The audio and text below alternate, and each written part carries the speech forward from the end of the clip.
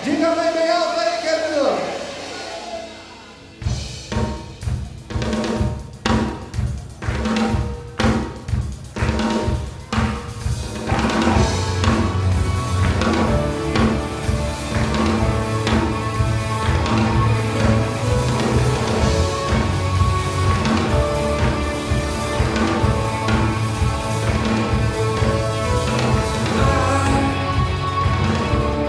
Feel the heat is rising.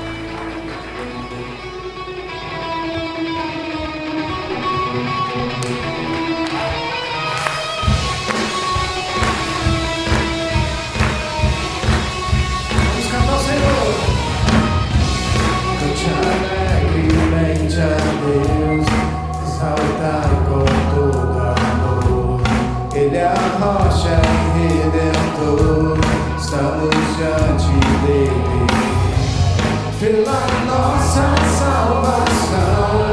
Não podemos nos calar, cantamos. Grande é o teu amor e grande são tuas maravilhas.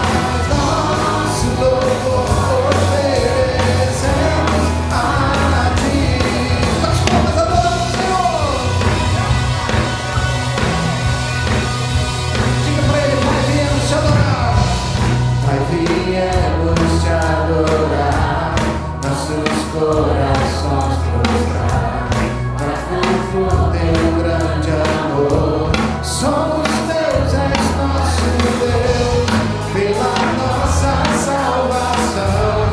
Não podemos nos calar, cantamos. Grande é o teu amor e grande são tuas maravilhas. Nosso louvor oferecemos a ti. Tens nossos corações por tudo que tu és pra nós. O nosso louvor oferecemos a ti.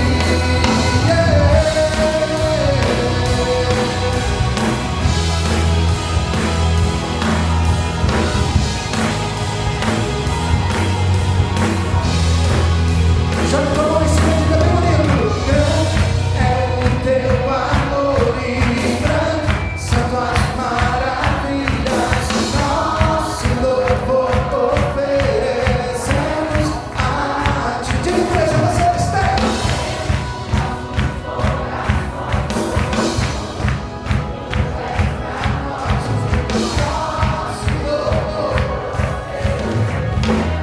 A ti. Grande é o teu amor e grande são tuas maravilhas. Nosso louvor oferecemos a ti. Nossos corações por tudo que tu és pra nós. Nosso louvor oferecemos a ti.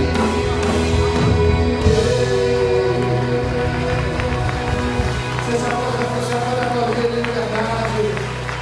Que o louvor, querido, que a tua vida seja dada totalmente a Ele. A palavra do Senhor diz assim: olha, que darei eu ao Senhor por todos os benefícios que me tem feito. Fala para você agora: Senhor, o que darei a Ti por todos os benefícios que o Senhor tem feito em minha vida? Você já parou para pensar, querido? Quantas coisas o Senhor fez na tua história, na tua jornada? Você talvez tenha 40 anos, 50 anos, 20 anos, 10 anos. O Senhor tem te abençoado desde o início. E Ele vai te abençoar até o fim. O Senhor é o Alfa, Ele é o Ômega, Ele é o princípio, Ele é o fim. Ele é um Deus maravilhoso. É o Deus que cuida, que restaura, que capacita. Queridos, o Senhor, Ele é poderoso para fazer infinitamente mais aquilo que você pediu, aquilo que você pensou. O Senhor está pronto para te colocar numa posição em que você vai ser usado totalmente por Ele. Totalmente por Ele. Peça ao Espírito Santo que habita em você. E fala para Ele: Senhor, me usa. Eu quero ser usado por Ti, pelo grande Deus, pelo Alfa e o Ômega. Não há outro Senhor como Tu. Aleluia.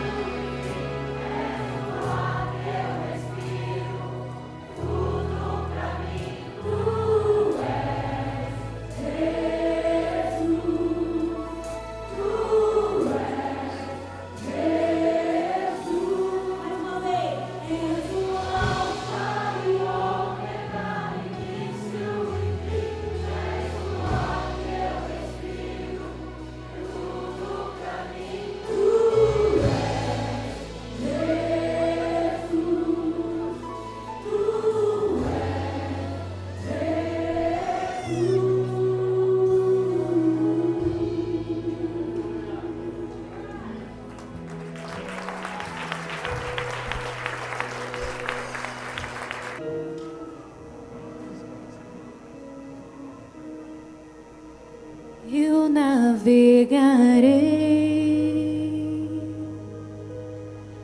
no oceano do Espírito e ali adorarei ao Deus do meu amor.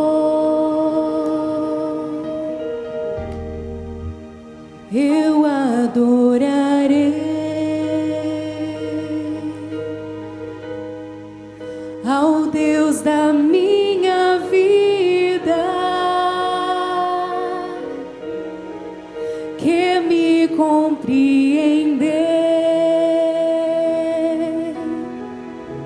sem sem nenhuma explicação.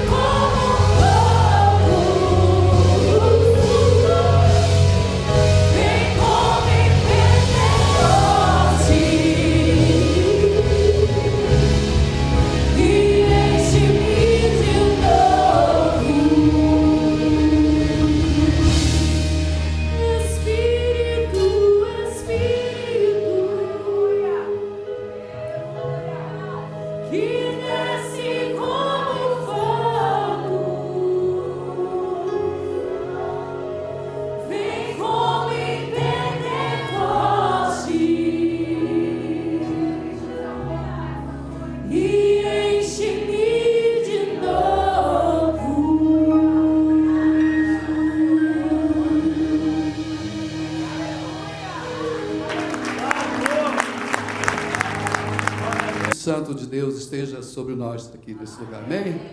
É muito bom estar de volta à minha igreja. Essa igreja nunca deixou de ser minha igreja.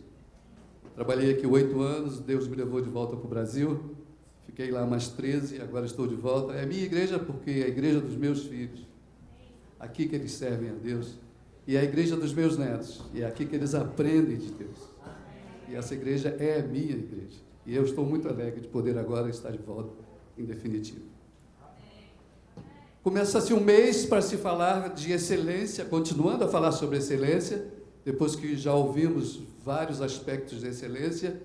No mês passado foi falado sobre Jesus excelente, e agora então entra-se no mês de se dedicar a falar sobre o Espírito de Santo excelente.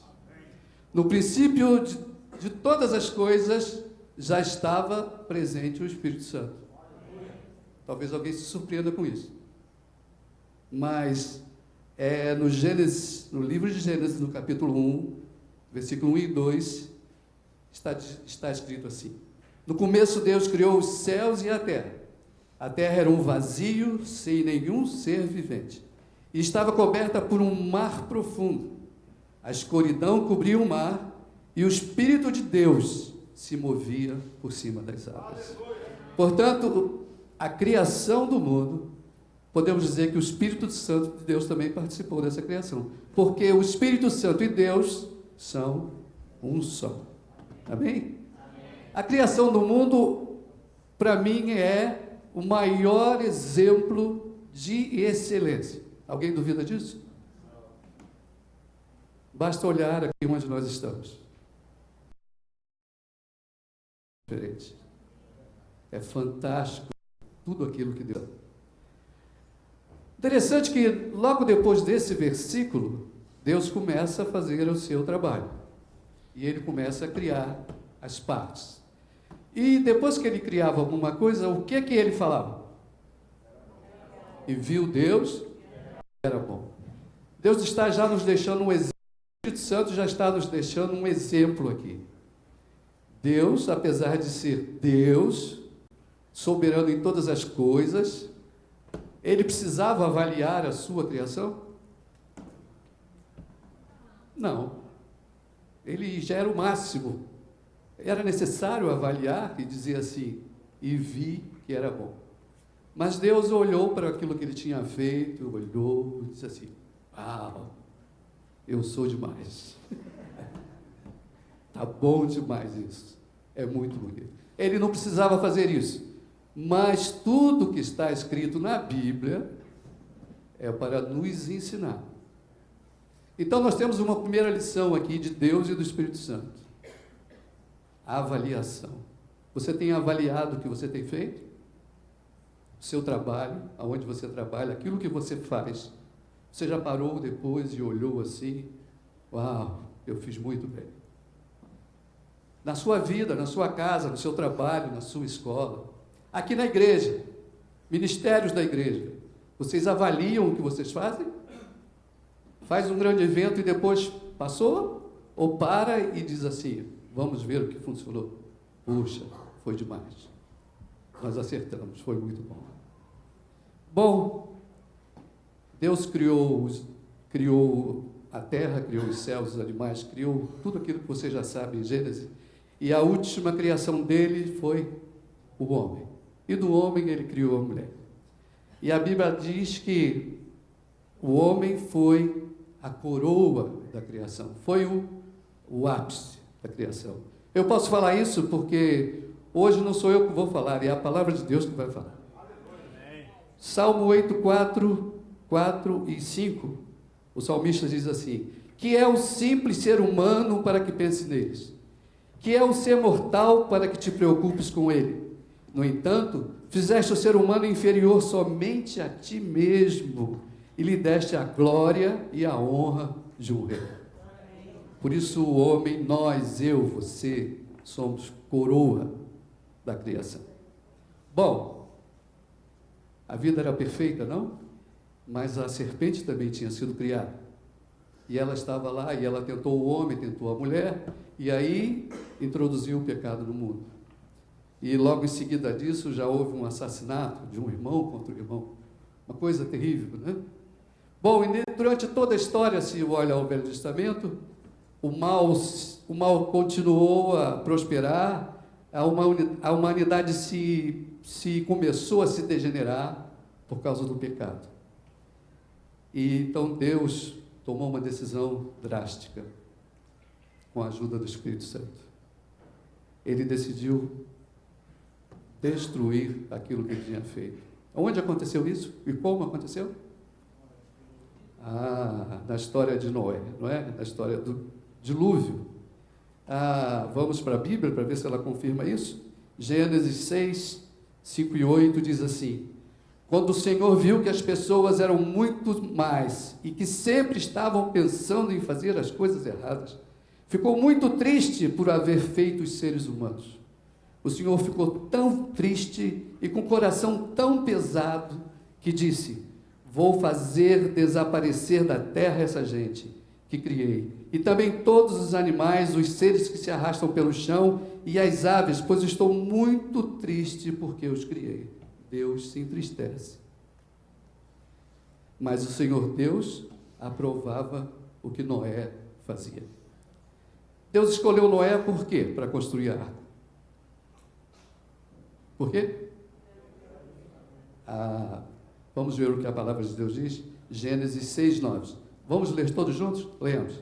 Esta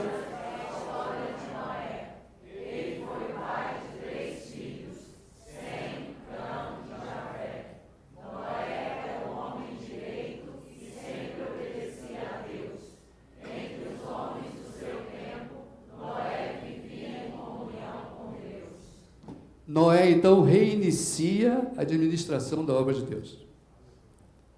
Deus confiou em Noé, porque Noé vivia em comunhão com Deus. Veja que privilégio, se nós hoje conseguirmos agir como Noé, termos comunhão com Deus, sempre obedecer a Deus. Deus dá tarefas grandiosas para nós. Veja bem, Noé teve a responsabilidade de começar tudo outra vez. Foi o primeiro plano que Deus teve para regenerar o seu povo. E o que aconteceu? O pecado continuou. É interessante que o Espírito Santo já estava nesse tempo lá. Mas olha, no Velho Testamento há 88 referências à pessoa da obra do Espírito. E cada um indicando que naquela época o Espírito veio para um trabalho específico e saiu quando o seu trabalho foi feito. Deus naquela época, o Espírito Santo não tinha sido derramado para todos. Deus dizia assim: eu vou dar isso a você porque eu preciso que você faça um trabalho. E capacitava aquela pessoa e aquela pessoa realizava aquela obra. E depois ele retirava.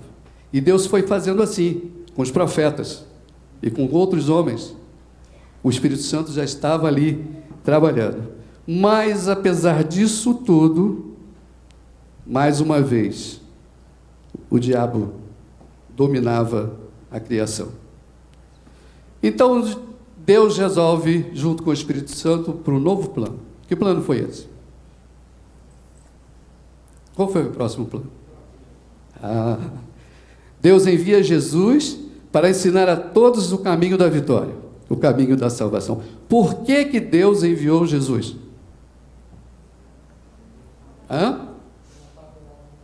Sim, é o versículo que todo mundo sabe de cor.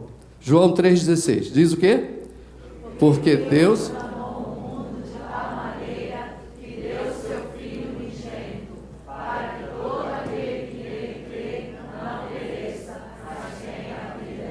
Por que Deus enviou Jesus ao mundo? Porque Deus amou o mundo. Deus amou a sua criação, amou a coroa da sua criação. Então ele agora resolve. A primeira tentativa não funcionou. Mas agora então eu vou enviar o meu próprio filho. E Jesus veio ao mundo e, como não podia deixar de ser filho de peixe, peixinho é. Então veio Jesus excelente, que nós já ouvimos durante o mês passado inúmeras mensagens sobre isso. Jesus era homem e ao mesmo tempo era Deus, não é verdade? Ele veio como homem para sentir e viver como nós, para experimentar tudo aquilo que nós experimentamos, não é verdade?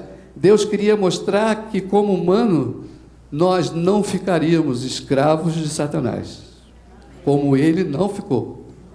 E nós teríamos um exemplo a ser seguido.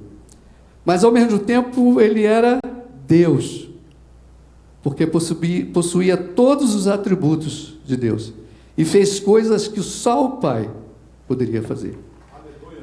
Quem pode garantir que isso é verdade? João 10:30. Você pode ler? João 10:30. Pronto, that's it. Não há discussão sobre esse assunto, certo? Bom, Jesus veio, fez um trabalho excelente no seu ministério, foi excelente nos seus milagres, na pregação, mas foi perseguido, foi maltratado, e nos momentos finais da sua vida, ele dá 2 exemplos de excelências fantásticas. A Bíblia está repleta de exemplos de excelência, mas esses 2 pontos do final da vida de Jesus realmente nos chamam a atenção. Jesus foi obediente. Lucas 22, 42, ele diz assim: Pai, se queres, afasta de mim este cálice. Todavia, não se faça a minha vontade, mas a tua. Outro ato de Jesus na sua parte final da vida, Lucas 23, 34, diz assim: Pai, perdoa esta gente, eles não sabem o que estão fazendo. Você seria capaz de fazer alguma coisa desse tipo? Não, né? Nenhum de nós seria capaz de fazer algo assim. Bom, Jesus morre, ressuscita e volta aos céus. E agora? Deus abandonou o seu povo? Acabou? Não tem mais solução? Não. Deus nunca nos deixa sem solução. Como nós relembramos a ceia hoje, Jesus, um dos últimos encontros com os seus discípulos, que tinha uma mesa posta como essa, quando ele nos deixou o exemplo da ceia, ele tem uma conversa com eles maravilhosa. Preste atenção, é um texto um pouco maior, que diz assim: Jesus, na mesa, conversando com os seus discípulos amigos, Jesus disse: não fiquem aflitos, creiam em Deus e creiam também em mim, não fiquem apavorados. Na casa do meu Pai há muitas moradas, e eu vou preparar um lugar para vocês. Se não fosse dessa forma, eu já teria dito a vocês. E depois que eu for preparar um lugar para vocês, voltarei e os levarei comigo para que onde eu estiver, vocês estejam também. E vocês conhecem o caminho para o lugar onde eu vou. Então Tomé, que estava entendendo nada, perguntou assim: Senhor, nós não sabemos onde é que o Senhor vai. Como podemos nós saber o caminho, saber que caminho é esse? Jesus respondeu: eu sou o caminho, a verdade e a vida, e ninguém pode chegar até o Pai a não ser por mim. Agora que vocês me conhecem, conhecerão também o meu Pai, e desde agora vocês conhecem e o têm visto. Filipe, ainda sem entender muita coisa, disse assim para Jesus: Senhor, mostre-nos o Pai, e assim não precisaremos de mais nada. Acho que Jesus começou a perder a paciência, porque ele estava falando e ninguém estava entendendo. Aí Jesus respondeu: faz tanto tempo que eu estou com vocês, Filipe, e você ainda não me conhece? Quem me vê, vê também o Pai. Por que é que você diz: mostre-nos o Pai? Será que você não crê que eu estou no Pai e que o Pai está em mim? Então Jesus se dirigiu a todos os discípulos: o que eu digo a vocês, não digo em meu próprio nome. O Pai que está em mim é quem faz o seu trabalho. Creiam no que lhes digo. Eu estou no Pai e o Pai está em mim. Se vocês não creem por causa das minhas palavras, não estão crendo naquilo que eu estou dizendo, creiam pelo menos nas coisas que vocês viram que eu fazia. Eu afirmo a vocês que isto é verdade. Quem crê em mim fará as coisas que eu faço e até maiores do que estas, pois eu vou para o meu Pai. E tudo que vocês pedirem em meu nome eu farei, a fim de que o Filho revele a natureza gloriosa do Pai. Eu farei qualquer coisa que vocês me pedirem em meu nome. E Jesus continuou: se vocês me amam, obedeçam aos meus mandamentos. Eu pedirei ao Pai, e Ele lhes dará outro auxiliador, o Espírito da verdade, para ficar com vocês para sempre. Maravilha. O mundo não pode receber esse Espírito, porque não o pode ver, nem conhecer, mas vocês o conhecem, porque Ele está com vocês e viverá em vocês. Não vou deixá-los abandonados, mas voltarei para ficar com vocês. Daqui a pouco o mundo não me verá mais, mas vocês me verão. E porque eu vivo, vocês também viverão. Quando chegar aquele dia, vocês ficarão sabendo que eu estou no meu Pai e que vocês estão em mim, assim como eu estou em vocês. A pessoa que aceita e obedece aos meus mandamentos prova que me ama. E a pessoa que me ama será amada pelo meu Pai. E eu também a amarei e lhe mostrarei que eu sou.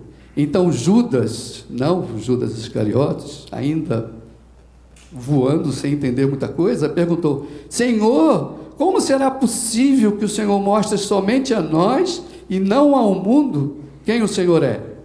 E Jesus respondeu: a pessoa que me ama obedecerá à minha mensagem e o meu Pai amará. E o meu Pai e eu viremos viver com ela. A pessoa que não me ama não obedece à minha mensagem. E a mensagem que vocês estão escutando não é minha, mas é do Pai que me enviou. Tenho dito isso enquanto estou com vocês.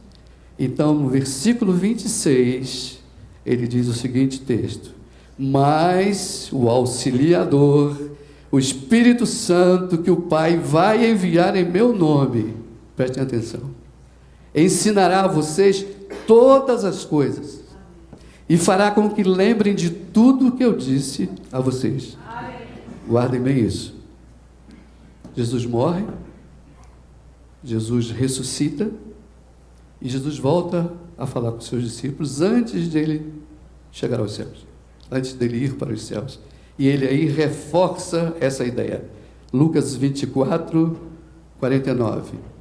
Eu lhes mandarei o que o meu Pai prometeu, mas esperem aqui em Jerusalém, a cidade onde eles estavam, até que o poder de cima venha sobre vocês. E aí então, aqueles discípulos viram Jesus subir ao céu e saíram dali, foram se reunir e começou a passar um tempo e eles começaram a ficar preocupados. Mas Jesus tinha prometido que ele vinha. Mas ele está demorando muito. Como será isso? Quando é que o Espírito Santo chegou? O Espírito Santo chegou 50 dias após a declaração de Jesus sobre a sua vida. Ou seja, 50 dias após a última ceia. Nesta data, olha como é que a Bíblia é fantástica, que tudo se cruza, nada é discutível sobre o que ela diz. Nesta data acontecia uma festa, a festa dos pães asmos. O que era essa festa? Lá em Êxodo, Deus tinha dito para Moisés, Êxodo 2,17: comemorem a festa dos pães sem fermento no aniversário do dia em que eu tirei do Egito as tribos do povo de Israel. Essa comemoração será uma lei permanente que passará de pais a filhos. Mas por que Deus escolheu o Espírito Santo chegar exatamente nessa festa?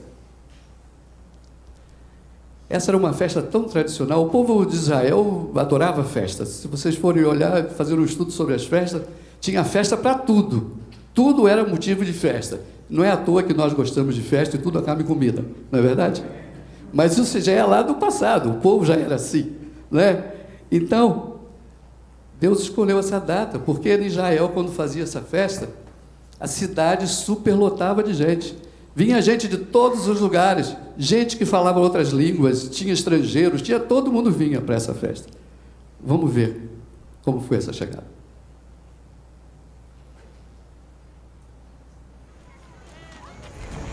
It's 50 days since Passover, the day Jesus was crucified. Now thousands of Jewish pilgrims come to Jerusalem for the festival of Pentecost.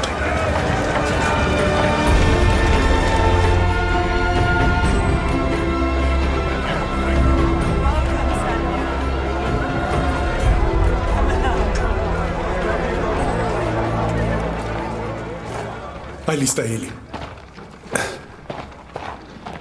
Estevão. Que bom que está aqui, irmão. Por aqui. Temos que ter cuidado. Eles estão nos observando.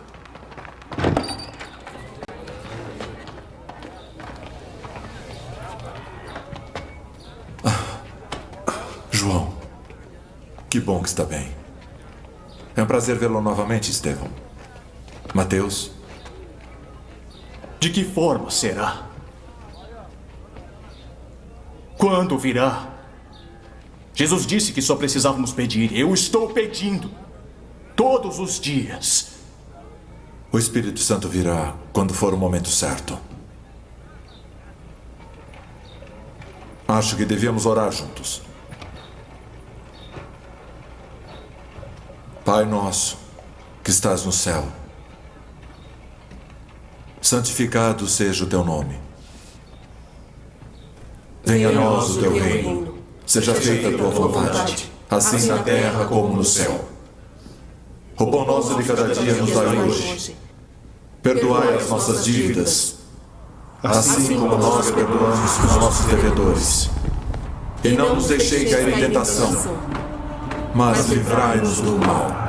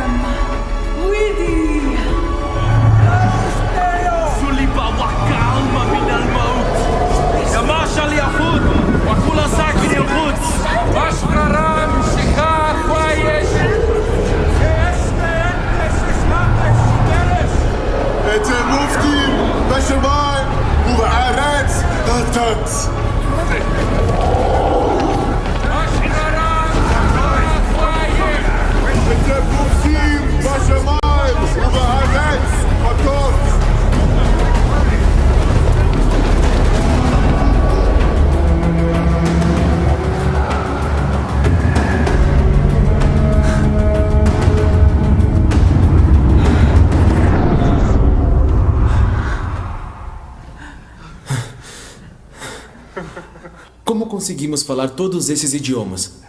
O Espírito Santo, Ele está conosco.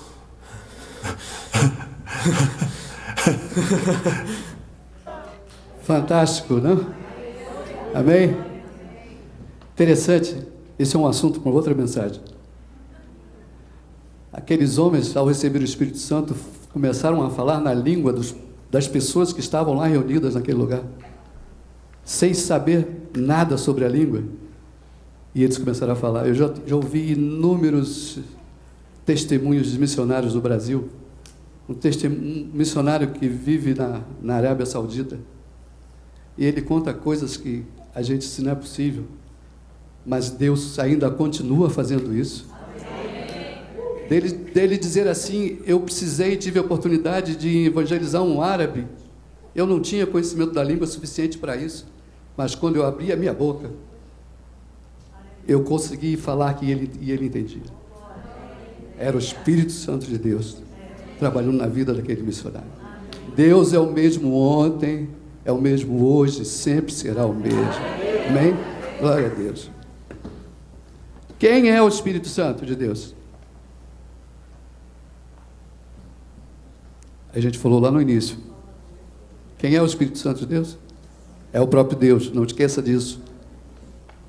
Ele não é nada diferente. Mas, infelizmente, depois que o Espírito Santo veio, começaram alguns estudiosos a se aprofundar, né, aqui, alguns teólogos, e começaram a tirar essa ideia, e alguns começaram a dizer que isso era uma força mística, era uma coisa assim sobrenatural, mas que não era Deus, era apenas uma força.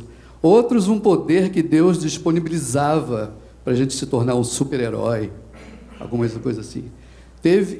Houve uma outra linha de pensamento que começou a dizer que o Espírito Santo era um servo no mesmo nível dos anjos.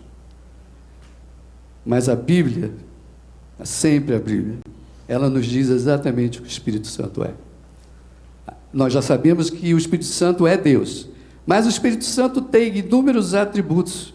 O Espírito Santo é um ser com mente, emoções e vontade. O Espírito Santo pensa e sabe. Veja o que diz em 1 Coríntios 2:10. Mas foi a nós que Deus, por meio do Espírito, revelou o seu segredo. O Espírito Santo examina tudo. O Espírito Santo sabe de tudo. Sabe o que você está pensando agora. Até mesmo os planos mais profundos e escondidos de Deus. Porque Ele é Deus e Ele sabe. O Espírito Santo, além disso, o Espírito Santo pode se entristecer. Você sabia disso? Efésios 4:30 diz assim: não façam com que o Espírito Santo de Deus fique triste, pois o Espírito é a marca de propriedade de Deus colocada em você. Como é possível isso? Entristecer o Espírito Santo de Deus. Pastor Israel Belo de Azevedo, um grande escritor, um grande teólogo, ele diz assim: você fica triste com quem não ama? Não.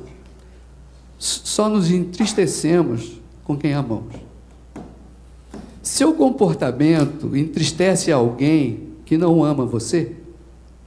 Não. Só entristecemos a quem amamos. O Espírito Santo é alguém que ama você. E é este Espírito que não deve ser entristecido. Entristecer é provocar dor, ferir, causar tristeza, desapontar. E é triste saber que nós podemos deixar Deus triste. Se deixamos o Espírito Santo triste, deixamos Deus triste. E o mais triste é saber que nós sempre estamos fazendo isso. O Espírito Santo, a Bíblia diz que ele intercede por nós. Romanos 8, 26 e 27.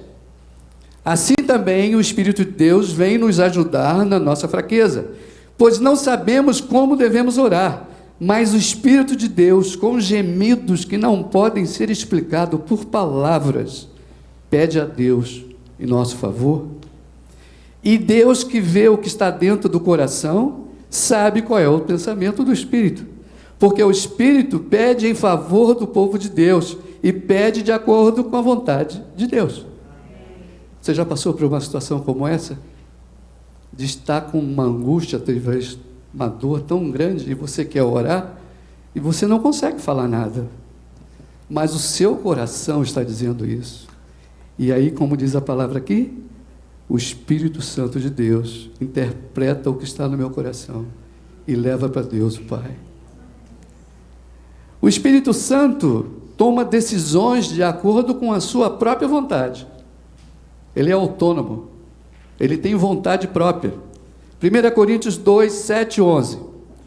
Para o bem de todos, Deus dá a cada um alguma prova da presença do Espírito. Prestaram bem atenção? Para o bem de todos, Deus dá a cada um alguma prova da presença do Espírito. Ou seja, todos nós que aceitamos Jesus, confessamos o seu nome, temos o Espírito Santo dentro de nós. E ele dá uma prova disso. A prova que é: para uma pessoa, o Espírito dá a mensagem de sabedoria. Para outra, o mesmo Espírito dá a mensagem de conhecimento. Para uma pessoa, o mesmo Espírito dá a fé, e para outro dá o poder de curar. Ou seja, cada um de nós recebeu o Espírito Santo e recebeu do Espírito um dom. Dom é algo que recebemos de Deus pelo Espírito Santo num ato da nossa conversão. Ele nos dá habilidade para usar esse dom, sabe para quê? Para trazer felicidade para a sua vida. Quando você pega o seu dom, que o Espírito Santo já te deu, e você coloca a serviço do reino, isso te traz uma tremenda felicidade. Agora, talvez você possa estar dizendo, mas eu não sei qual é o meu dom. Ore, peça Espírito Santo de Deus. Eu até agora não descobri o que o Senhor me deu. Mas o que o Senhor me deu, o Senhor me deu. A Bíblia está dizendo isso, afirma isso. Não sou eu que estou afirmando. É a palavra de Deus que está dizendo. Então peça a Deus e diga assim, qual é o meu dom? Eu posso ser muito mais feliz se eu pegar esse dom e colocar na obra do Senhor. E começar a fazer isto para a igreja. Para que outras pessoas venham a conhecer esse Espírito Santo de Deus. Amém? Amém. Talvez você ainda não seja completamente feliz. Você já é crente, você vem aqui todo domingo, senta no seu lugar, mas talvez você pense assim, está faltando alguma coisa. Está faltando é você descobrir qual é o seu dom e pô-lo em prática. E aí, como a Bíblia acabou de nos mostrar, você vai ter razão para viver dentro do reino de Deus. O Espírito Santo nos dá o dom como um presente. Mas se esse presente é rejeitado, ele se perde dentro de nós. Deus não remove o nosso dom, mas nós perdemos a alegria e a capacidade que ele produz em nós. Nós não vivemos no passado quando o próprio Deus falava com o seu povo. Nós não vivemos no passado quando Jesus falava com o seu povo. Hoje nós não estamos só, não estamos abandonados, nós temos o Espírito Santo conosco. Amém? Deus Pai nunca nos deixou, nunca nos deixa e nunca nos deixará. Alguns atributos do Espírito Santo, eu sei que muita gente gosta de anotar, mas não vai dar para anotar isso. Se você quiser, tira uma fotografia da tela. Rapidinho. O Espírito Santo ensina, João 4, 26. O Espírito Santo fala, Apocalipse 2, 7, 11 e 17. O Espírito Santo clama, Gálatas 4, 6. O Espírito Santo convence, João 16, 7 e 8. Regenera, João 3, 6, Tito 3, 5. Testifica, João 15, 26, Romanos 8, 16. O Espírito Santo escolhe os obreiros, Atos 13, 2, 20 e 28. O Espírito Santo julga, Atos 15, 28. O Espírito Santo envia missionários, Atos 13, 2 a 4. O Espírito Santo convida, Apocalipse 22, 17. O Espírito Santo intercede, Romanos 8, 26. O Espírito Santo impede, Atos 16, 6 e 7. O Espírito Santo se entristece, Efésios 4, 30. O Espírito Santo contende, Gênesis 6, 3. O Espírito Santo guia, Romanos 8, 14. E Gálatas 5, 18. Eu queria me deter nesse último atributo do Espírito Santo. O Espírito Santo, o guia da nossa vida. Por que eu posso dizer isso? Romanos 8, 7, 12 e 14 diz assim: as pessoas que vivem de acordo com a sua natureza humana não podem agradar a Deus. Natureza humana, todos nós já nascemos com a natureza humana. Mas, a partir do momento em que nós tomamos uma decisão ao lado de Cristo, essa natureza humana já é transformada. Portanto, meus irmãos, nós temos uma obrigação, que é a de não vivermos de acordo com a nossa natureza humana. Aqueles que são guiados pelo Espírito de Deus são filhos de Deus. A questão é: quem guia a sua vida? Quem dirige o carro da sua vida? A gente pode usar um exemplo bem prático que está no nosso dia a dia a todo momento. É o GPS. Vamos supor que você recebe um telefonema, você mora ali em Hércules, recebe um telefonema lá de São José, e de repente te oferece um emprego, que é um emprego, um sonho, um emprego que você sonhava. E ele diz assim para você: olha, onde é que você estava morando? Ah, eu moro aqui em Hércules, tal o endereço. E você diz, a pessoa diz assim: olha, eu preciso que você venha até aqui, e para a gente acertar esses detalhes, e baseado aí na nossa entrevista, esse emprego é seu. E ele pega o telefone dele, abre o GPS, coloca lá o endereço de onde você estava, e calcula, e ele diz assim: olha, eu já vi aqui no GPS que você vai levar aí 1h10 para chegar aqui, tá? Eu vou te dar uma margem aí de 20 minutos, mais ou menos, porque pode acontecer alguma coisa, mas depois disso eu não posso esperar mais. Você, então, o que é que faz? Se arruma todo, bem bonitinho, cheiroso, né? É o emprego que eu sonhava na minha vida. Você entra no seu carro, talvez o seu carro já tenha o GPS, né? Se o seu carro não tem GPS, você tem um telefone, né? Qualquer telefone hoje tem GPS. E você bota lá o endereço e vai embora. O que é que vai acontecer? Vai dar certo? Vai, não tem erro. Não tem erro. Não tem como errar. Esse é o Espírito Santo de Deus. Ele já está dentro de nós. Então, se eu deixar que Ele tome conta e dirija a minha vida, não tem erro. Não tem erro. Mas vamos supor, é a primeira vez que você foi naquele lugar, você nunca tinha ido lá. E aí você vai lá, faz a entrevista, o chefe lá gostou de você, esse trabalho é seu. Pronto, é seu. Você vai ter que vir aqui 3 vezes na semana. Tá bom. Próxima vez, você tem que ir lá. Agora eu vou para o meu primeiro dia de trabalho. Eu nunca tinha ido lá. Ligo o GPS, que eu não quero me perder. Eu vou embora. Segunda vez, eu não tenho muita certeza. Ligo o GPS e vou embora. Terceira vez, de novo. Na quarta, você assim: já guardei. Ou seja, o caminho já está guardado aqui dentro de mim. Certo? Está guardado. Não tem erro. Eu vou embora. E eu chego lá. Esse é o Espírito Santo de Deus. Certo? E você se acostuma, já vai lá toda a vida, e você já não liga mais o GPS. E de repente um dia você está indo e de repente começa a parar os carros todos na sua frente na freeway. Aconteceu alguma coisa. Né? Vai diminuindo o tempo e tal. E você já está tão acostumado e de repente você vê que vários carros estão saindo numa próxima saída. Eu falei: sabe o quê? Eu vou seguir essa turma aí porque eles estão com... eu vou atrás deles, porque a maioria está todo mundo saindo, eu vou sair também. Mas você não ligou o GPS para saber o que era. E você sai atrás desses. E de repente essa turma estava indo para um outro lugar totalmente diferente. E aí você se perdeu. E aí você se lembrou: puxa vida, eu estou com o GPS aqui. Por que eu não pego o GPS? Aí você liga o GPS. Aí ele começa a fazer o quê? A recalcular o seu caminho. Não é verdade? Às vezes acontece isso com a gente, não? A gente já está acostumado, já sabemos o caminho, o GPS está guardadinho lá, eu não uso mais. E de vez em quando eu vou atrás de algumas coisas que não estão indo para onde eu devia ir. E aí é preciso ligar o GPS e pedir: Espírito Santo de Deus, recalcula a minha rota. Esse é o Espírito Santo de Deus maravilhoso que nos guia.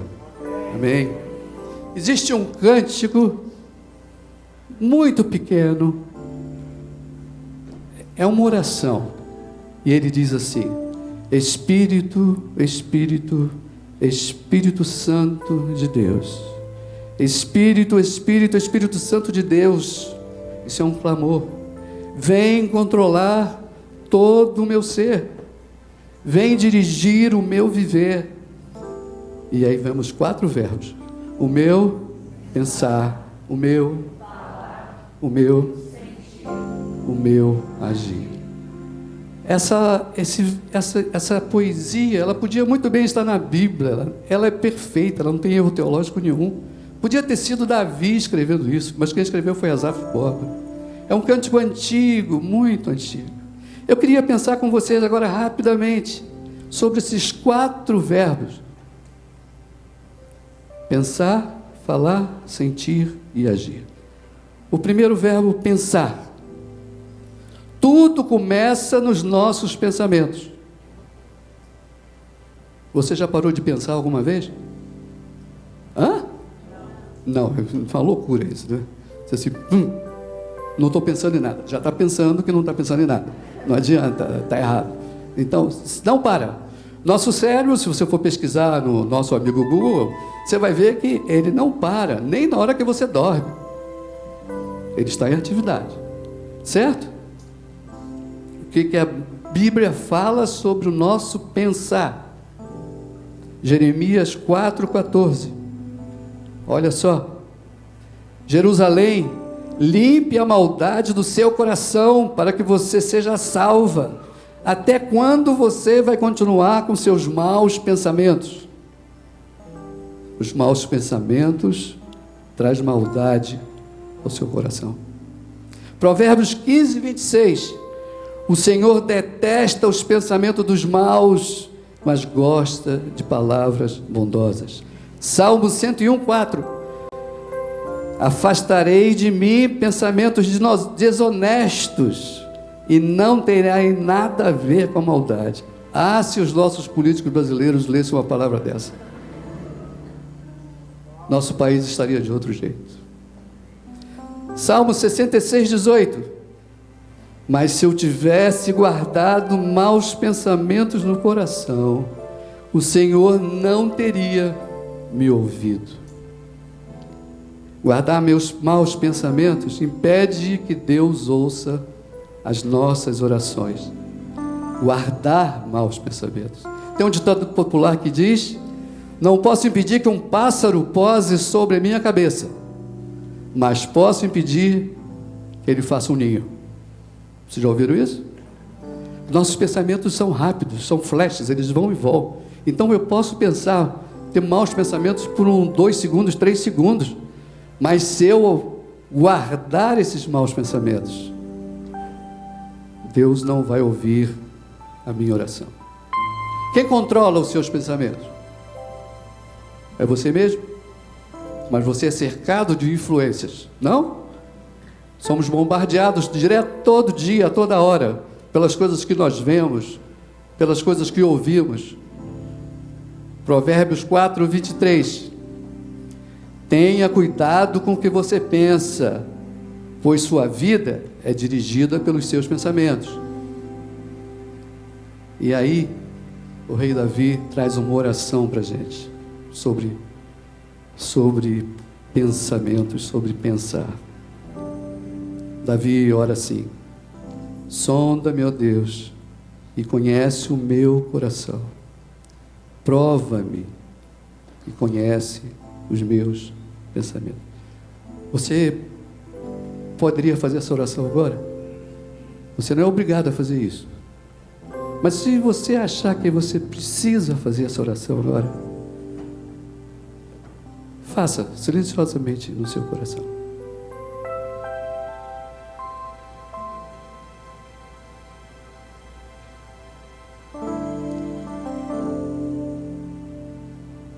Amém. Segundo verbo, qual é? Sentir. Pensamentos normalmente são quase como reflexos, vêm e vão rapidamente, porém os pensamentos guardados tendem a se tornar em sentimento. Quando você guarda no seu coração, guarda no seu pensamento uma ideia fixa, isso começa a ser transformado em sentimento. Aí pode estar a solução, ou pode estar o problema. Depende do que você está guardando. Se temos nossos sentimentos controlados pelo Espírito, com certeza se tornarão em boas atitudes. Porém, o problema ocorre quando não conseguimos deixar que o Espírito Santo controle os nossos sentimentos. Filipenses 2:5. vai falar sobre isso. De sorte que haja em vós, o quê? O mesmo sentimento. Quais foram os sentimentos de Cristo Jesus? Foram sentimentos de ódio? Sentimentos de rancor? De inveja? E outros do mesmo tipo? Não. Jesus, o tempo todo do seu sentimento era amor, era amar. Esse era o sentimento de Jesus. Por isso, Filipenses, Paulo está dizendo que nós tenhamos o mesmo sentimento que houve em Cristo Jesus. Há uma outra oração maravilhosa, da mesma forma que o rei Davi orou. O profeta Jeremias, em 11:20, ele diz assim: então orei assim: ó Senhor Todo-Poderoso, Tu és um justo juiz, Tu examinas os nossos pensamentos e os nossos sentimentos. Você quer fazer essa oração nessa noite? Você não é obrigado a fazer. Mas se lá no seu coração você quer fazer, faça agora, silenciosamente no seu coração.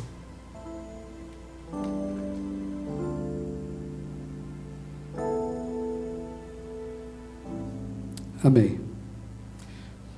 O verbo pensar e o verbo sentir nesta letra são sentimentos íntimos, são sentimentos pessoais, individuais. Eu não posso saber o que você está pensando agora, e eu não tenho como saber qual o sentimento que você tem agora. Só você sabe. Só você sabe. Terceiro verbo, esse dá um trabalho danado. Falar. O ato de falar agora está associado, relacionado aos nossos relacionamentos. Porque quando você fala com alguém. Você está envolvendo outras pessoas. É lógico, tem gente que fala sozinho. Não, eu sei que dizer assim, o cara falando sozinho, um cara maluco, né? Realmente, se fosse estudar sobre esse assunto, a psicologia diz que se pega uma pessoa que fala o tempo todo sozinho, isso é uma doença.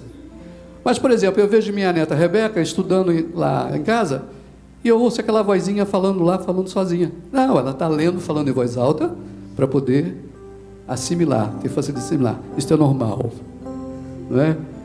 Mas quando você fala, você está tendo relacionamentos. Jesus fala aos discípulos em Mateus 15:11. Atenção. Não é o que entra pela boca que faz com que alguém fique impuro. Pelo contrário, o que sai da boca é que pode tornar a pessoa impura. E falando isso para os discípulos, Pedro não entendeu nada. E que história é essa? Aí Jesus explicou. Mateus 15, 17 e 18. O que entra pela boca vai para o estômago e depois sai do corpo. Mas o que sai da boca vem do coração. É isso que faz com que as pessoas fiquem impuras. Jesus ainda mais na frente, em Mateus 12, 34, em uma reunião, Jesus ficou meio na bronca com os fariseus que estavam ali questionando ele, e ele perdeu um pouquinho da paciência. Em Mateus 12, 34, diz assim: ninhada de cobra venenosa.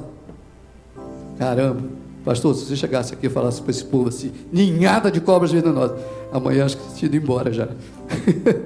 Mas Jesus, quando era necessário, ele falava duro. Como é que vocês podem dizer coisas boas se são maus? Pois a boca fala do que o coração está cheio. Vejam como é que está tudo interligado. Se tem o pensamento e o sentimento controlado pelo Espírito Santo, então o meu falar vai edificar a vida das pessoas. A recíproca é verdadeira.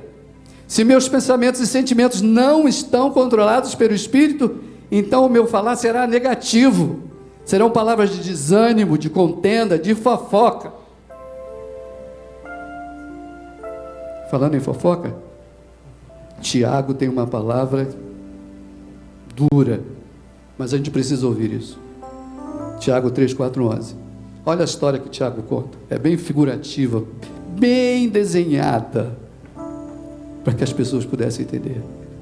Pensem no navio, grande como é, Empurrado por ventos fortes, ele é guiado por um pequeno leme e vai aonde o piloto quer. É isto que acontece com a língua. Mesmo pequena, ela se gaba de grandes coisas. Vejam como uma grande floresta pode ser incendiada por uma pequena chama. A gente vê isso aqui, não vê no verão? Uma pequena faísca causa uma destruição. Como não? A língua é um fogo. Ela é um mundo de maldade. Ocupa o seu lugar no nosso corpo e espalha o mal em todo o nosso ser. Com o fogo que vem do próprio inferno, ela pode tornar toda a nossa vida em chamas. O ser humano é capaz de dominar todas as criaturas e tem dominado os animais selvagens, os pássaros, os animais que se arrastam pelo chão, os peixes. Eu diria, pode dominar a tecnologia, pode fazer coisas fantásticas, mas ninguém ainda foi capaz de dominar a língua. Ela é má, cheia de veneno mortal, e ninguém a pode controlar. Usamos a língua tanto para agradecer ao Senhor e Pai, como para amaldiçoar pessoas que foram criadas parecidas com Deus. Da mesma boca saem palavras tanto de agradecimento como de maldição. Meus irmãos, Tiago está falando, isso não deve ser assim. Por acaso pode a mesma fonte jorrar água doce e água amarga? Isso é muito sério. A gente pode estar aqui cantando aqui na frente, adorando ao Senhor, e sai daqui e mete o pau da pessoa lá fora. Está jorrando água doce, água amarga? Pensem sobre isso, reflitam. O Espírito Santo foi enviado por Deus para nos ajudar a guardar todos os ensinamentos. Se você se vê numa situação dessa, peça Espírito Santo de Deus, controlar a minha língua. Se uma hora eu tiver vontade de falar alguma coisa que não vai edificar ninguém, me aperta meu cérebro, dá uma fisgada e eu não posso agir assim. Para isso é que nós temos o Espírito Santo de Deus, para nos conduzir. Davi também orou a respeito disso. Que oração bonita. Davi falou assim no Salmo 19, 12, 14: purifica-me, Senhor, das faltas que cometo sem perceber. Livra-me também dos pecados que cometo por vontade própria. Não permitas que eles me dominem. Assim serei uma pessoa direita e ficarei livre do grave pecado da desobediência a Ti.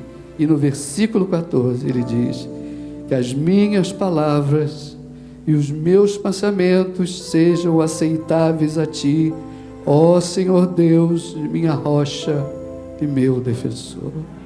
Este era o homem segundo o coração de Deus. Quarto verbo, o último verbo desse texto, o verbo agir. Todos nós temos conhecimento do certo e errado. Isso já vem dentro de nós. Principalmente nós que já conhecemos a Bíblia, conhecemos a palavra de Deus e sabemos os ensinamentos que ela tem. Mas na verdade, não é fácil fazer o que é certo. Diga aí, é fácil? Não é fácil. Jesus já tinha dito: no mundo tereis aflições. O caminho é estreito. A vida cristã não é fácil, mas temos o resultado na glória, que todos nós corremos para chegar lá, certo? Não desanime, não desanime.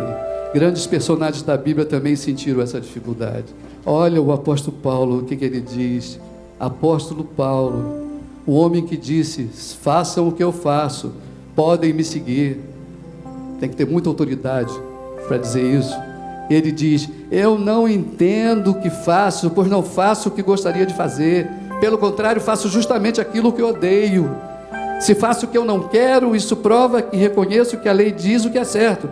Isso mostra que de fato já não sou eu quem faz isso, mas é o pecado que vive em mim que faz. Pois eu sei que aquilo que é bom não vive em mim, isto é, na minha natureza humana.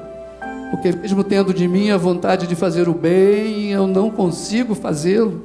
Pois não faço o bem que quero, mas justamente o mal que eu não quero, eu faço. Mas se faço o que não quero, já não sou eu quem faz isso, mas é o pecado que vive em mim que faz. Assim eu sei o que acontece comigo é isto: quando quero fazer o que é bom, só consigo fazer o que é mal. Dentro de mim eu sei que eu gosto da lei de Deus, mas vejo uma lei diferente agindo naquilo que eu faço, uma lei que luta contra aquela que a minha mente aprova, e ela me torna prisioneiro da lei do pecado que age no meu corpo.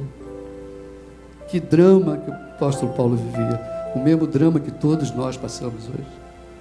Mas ele mesmo deu a solução para isso.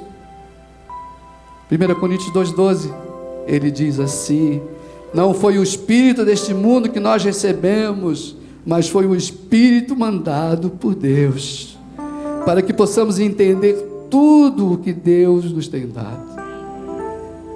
Deus já nos deu tudo o que nós precisamos saber.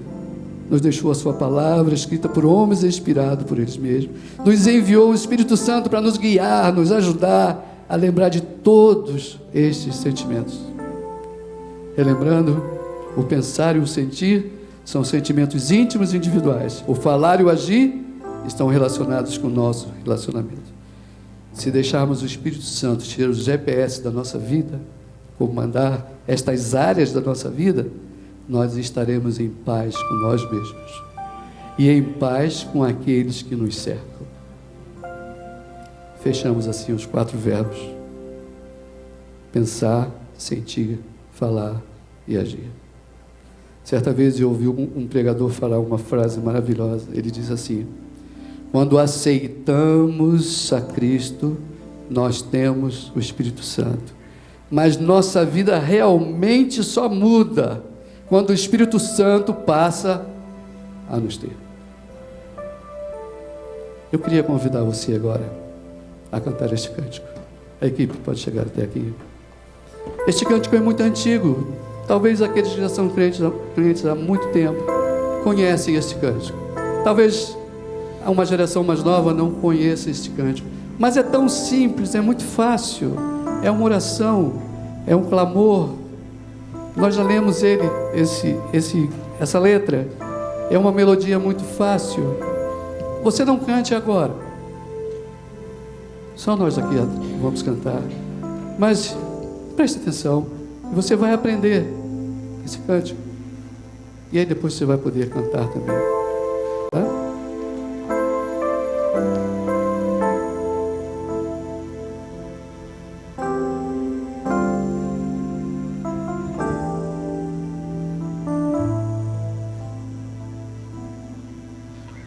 Espírito, Espírito, Espírito Santo de Deus. Não cante ainda, ouça. Espírito, Espírito, Espírito Santo de Deus. Os 4 verbos que nós aprendemos hoje. Vem controlar todo o meu ser, vem dirigir o meu viver. E aí estão os verbos agora. O meu pensar, o meu falar, o meu sentir, o meu agir. Espírito, Espírito, Espírito Santo de Deus. Espírito, Espírito, Espírito Santo de Deus. Só os instrumentos. Queria fazer um desafio a você. Se você quer cantar essa música, mas do fundo do seu coração, há uma frase de um pastor que diz assim: a hora que a igreja mais mente é quando canta. Muitas Quantas vezes nós cantamos, abrimos a nossa boca, cantamos e não fazemos nada daquilo que cantamos. Estamos mentindo. Eu queria agora desafiar você. Nós vamos cantar mais uma vez. E se realmente no fundo do seu coração, não minta para Deus, você quer fazer essa oração, você levante-se e cante também. Mas não minta para Deus. O Espírito Santo de Deus está aqui e Ele examina o nosso coração. Espírito, Espírito, Espírito Santo de Deus, Espírito, Espírito, Espírito Santo. Faça essa oração agora, diga assim.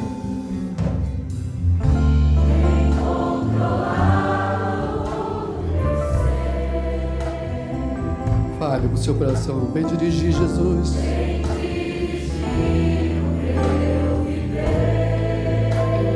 Fale agora o que você quer.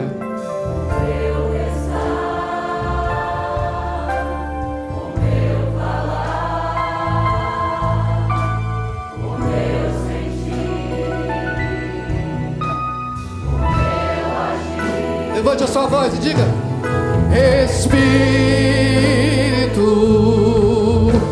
Espírito, Espírito Santo de Deus, Espírito de Deus, Espírito, Espírito, Espírito Santo. Mais uma oportunidade, se você não está cantando, peça ao Senhor. Se você acha que pode fazer isso agora, vem controlar todo.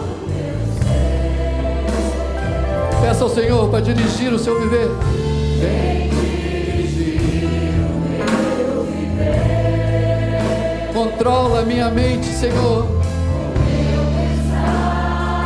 Controla minha língua, Jesus. Controla os meus sentimentos, Senhor. Controla as nossas atitudes, Jesus. Espírito, Espírito, Espírito Santo de Deus. Para terminar mais uma vez, Espírito, Espírito. Ainda de pé, queridos, quero só dizer que eu vi você levantando e creio que a partir de agora nós vamos ter uma igreja melhor, controlada totalmente pelo Espírito. Então, saiba o seguinte: o seu teste é ao passar daquela porta. Nós vamos ver e as pessoas verão se você é uma pessoa controlada do Espírito.